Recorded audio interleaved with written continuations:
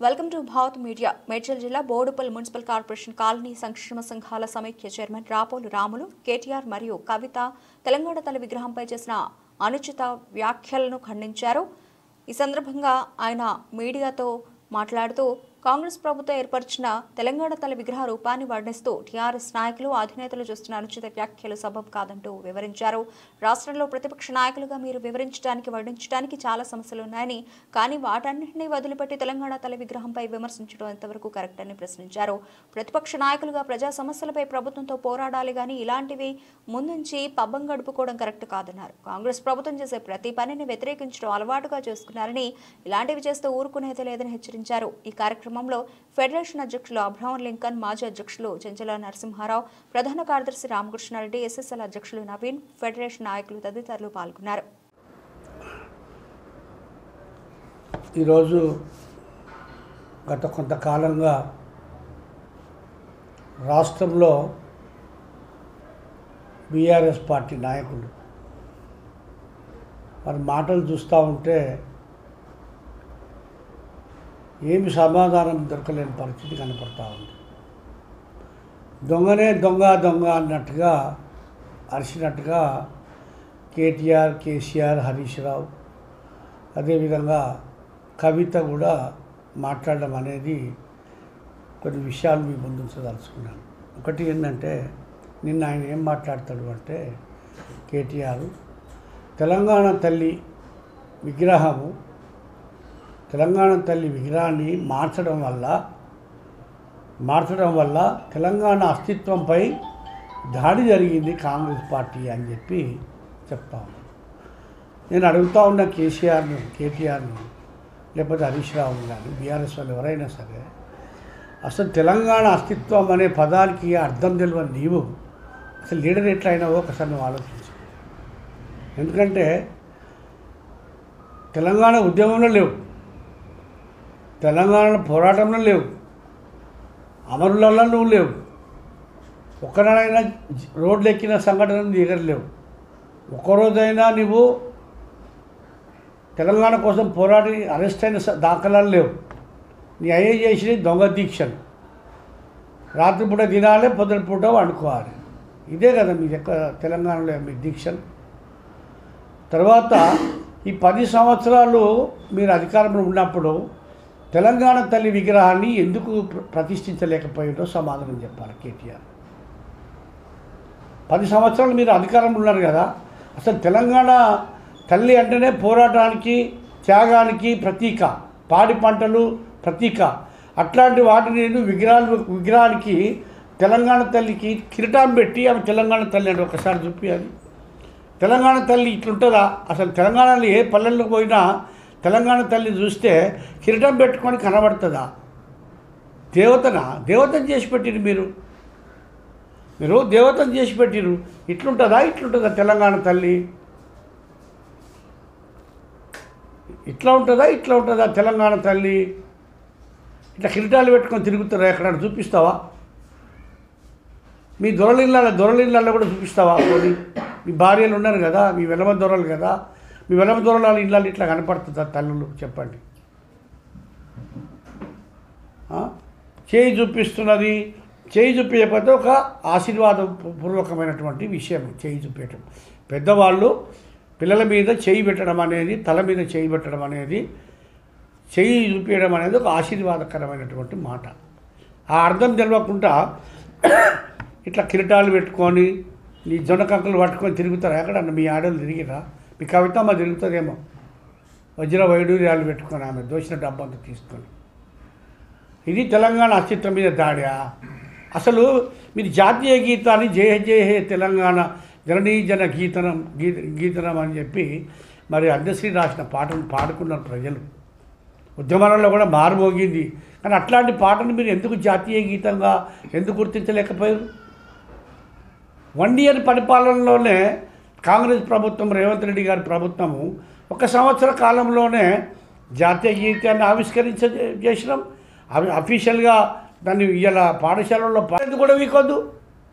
మీకుండే ఎమ్మెల్యే పదవులు మీరు ప్రశ్నించమని ప్రతిపక్షంలో కూర్చోబెట్టారు. మీరు ఎందుకు మీరు సూచనలు ఇస్తలేరు ప్రభుత్వానికి? ఎందుకు తప్పులు చేస్తే తప్పులు సరిచేయడానికి ప్రయత్నం చేస్తలేరు?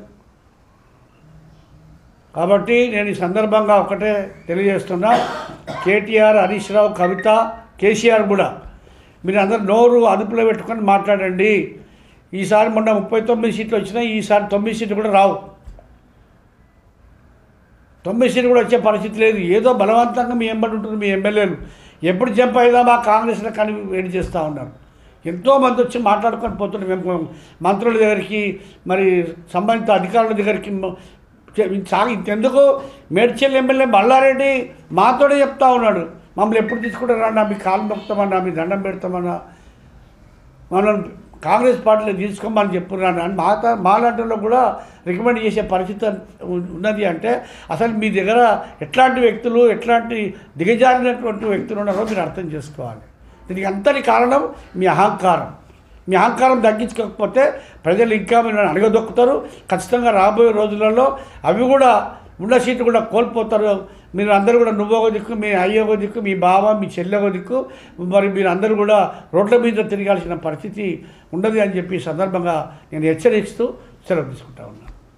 ముఖం లేదు నీకు, మీ అయ్యకు వచ్చే ముఖం లేదు. ఏం చెప్పుకోవాలని అర్థం కాకుండా మీరు అసెంబ్లీకి ప్రధాన ప్రతిపక్ష నాయకుడు ఎందుకు వస్తలేడా? ఎందుకు వస్తలేడు? సమాధానం ఉండదు మీ దగ్గర. ఇలా ఫోన్ ట్యాపింగ్ కేసులో మీరు మొత్తం మీరు రెడీగా ఉన్నారు, మీరు ఊసలు లెక్క పెట్టడానికి. ప్రభాకర్ రావు అక్కడ చెప్తాను, నేను రాధాకృష్ణరావు గారి స్టేట్మెంట్ ఏం చెప్తుండే ఆయన, మొత్తం ముఖ్యమంత్రి గారు చెప్తేనే మేము ఫోన్ ట్యాపింగ్ చేసినాము, ఇలా మేము అదంతా వాస్తవాలు బయట పడతామేమో అనే ఉద్దేశంతో నన్ను చంపే మరి హత్య చేసే ప్రమాదం ఉంది, నా జీవితాన్ని కాపాడండి అని చెప్పి రాష్ట్ర ముఖ్యమంత్రి గారికి మొదలు పెట్టుకుంటా ఉన్నారు. ఇంత దుర్మార్గమైన పనులు చేసినటువంటి మీరు అసలు ఇలా కాంగ్రెస్ పార్టీ ఒక సంవత్సరం అయ్యింది నిన్నటికి. ఒక సంవత్సరం కూడా కాకముందుకే అవాకులు చెవాకులు ఇష్టానుసారంగా మాట్లాడు, వాడు వీడు అనుడు, ఏంది హామీలు నెరవేర్చలేదనుడు, ఒక్కొక్కటి నెరవేర్చుకుంటూ వస్తూ ఉన్నారు. మీరు చేసిన అరాచకాలు తక్కువ ఉన్నాయా? కాళేశ్వరంలో 1000 కోట్లు 1,00,000 కోట్లు సంపాదించి ఇస్తుంది. ఫోన్ ట్యాపింగ్ కేసులు అడ్డం పెట్టుకొని 1,00,000 కోట్లు సంపాదించి విదేశాలకు హవాలా ద్వారా ట్రాన్స్ఫర్ చేసినామని చెప్పి సాక్షాత్తు డిఎస్పీ ఇది చెప్తూనే ఉన్నాడు, డీసీపీ. ఇంత అరాచకాలు ఆఫీసర్లను వాడుకొని మరి కాళేశ్వరం ప్రాజెక్టు కట్టడంలో ఒక్క ఇంజనీర్ అన్నా మీకు ఫర్గా చెప్పిండా? వాళ్ళ ప్రమేయం లేదు అందులో. మీ ప్రమేయమే. మీ ఇష్టానుసారంగా డిజైన్లు చేసుడు, ఇష్టానుసారంగా వాడుతుడు, ఇష్టానుసారంగా మీరు కట్టడాలు చేసి లక్షల రూపాయలకి వెళ్ళి కమిషన్లు దండుకోవడము మీ యొక్క నీతికి నిదర్శనం అది. కాబట్టి నేను అనేది ఏంటి అంటే, మీరు మాజీ సర్పంచుల బిల్లులు ఇవ్వకుంటే అని పోరాటం చేస్తాడంట. అసలు 10 సంవత్సరాల సర్పంచులు ఆత్మహత్యలు చేసుకుందే మీ కాలంలో. మాజీ సర్పంచులు పనులు చేయబెట్టిరు, మీరు హరితవనాలు కట్టించారు, శ్మశాన వాటికలు కట్టించారు, అదేవిధంగా మరి ఏమంటారు అది రైతు వేదికలు కట్టించారు. ఆ బిల్లులన్నీ కూడా వాళ్ళు పాపం ఆస్తులు అమ్ముకొని కట్టుకొని ఆ బిల్లులు అప్పులు తీసుకొచ్చి పెట్టుకుంటే ఆ అప్పులు చెల్లించలేక మీరు ఇయ్యక ఆ బిల్లులు రాకపోతే ఇంకా వాళ్ళు ఉద్యమాలు చేస్తూ ఉన్నారు. 10 సంవత్సరాల్లో ఎంతమంది సర్పంచులు ఆత్మహత్యలు చేసుకున్నారు? ప్రజాప్రతినిధులుగా వాళ్ళు ఉండి ప్రజలకు పని చేయకపోతే నిలదీస్తుంటే తట్టుకోలేక వాళ్ళు అప్పులు తీసుకొచ్చి వాళ్ళు పనులు చేయించారు, రోడ్లు వేసిర్రు, డ్రైనేజీలు వేసిర్రు, అవసరమైన మౌలిక సదుపాయాలన్నీ కల్పించారు.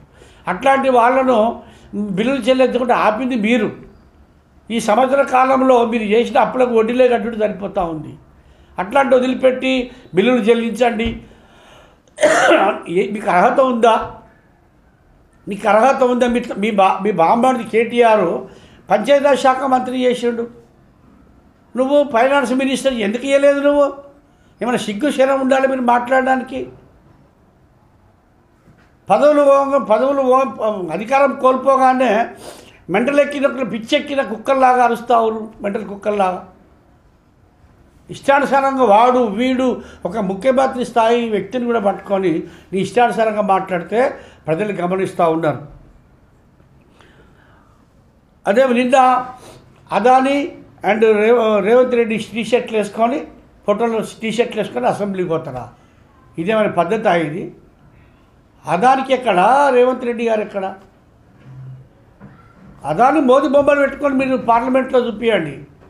అదాని అదేవిధంగా మోడీ గారు ఇద్దరు దోస్తులు లక్షల కోట్ల రూపాయలు మాఫీ చేసిండు ఆయన బ్యాంకులల్లో.